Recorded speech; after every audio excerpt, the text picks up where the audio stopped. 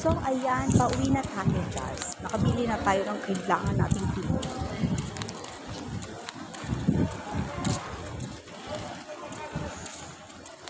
So, ayan. Nakabili na tayo. So, kailangan natin umuwi kasi uulan na rin. Grabe. Tapos, bababa ako ulit mamaya. Kasi nabibili ako na hindi ako nakadala ng pera. Saka mahirap bumili ng sarili kong gamit kapag nautosan ako bumaba. Tapos, mamimili ng mga kailangan nila sa grocery. Kasi shit, dala-dala ko yung card.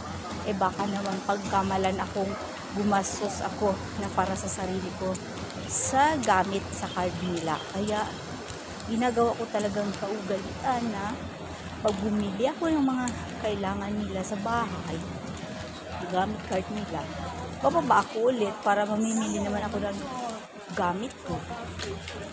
Kasi mahirap na no, kahit na gaano ka ka-honest, gaano ka na alam mo sa sarili mo, hindi mo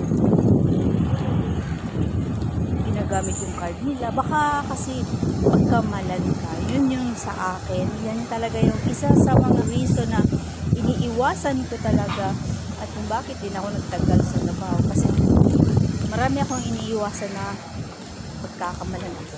Yun. Ayun ang ayaw. Kasi mahirap na nakulod. Maloka tayo sa ganun. Since Friday ba ngayon? Naku, uulan na guys. Ayan, ang itim na ng langit. At nag-uumpisa na yung taligsik. Ano ba yun?